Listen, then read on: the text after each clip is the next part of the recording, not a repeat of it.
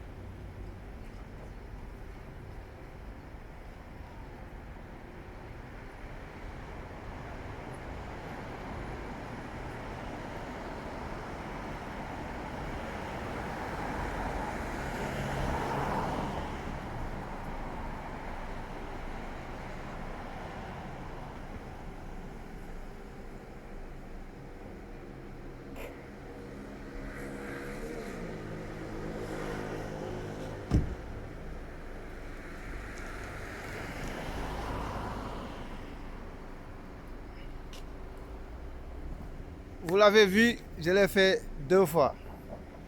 Donc ñaari yoon laa def chrono ngeen gis ko nii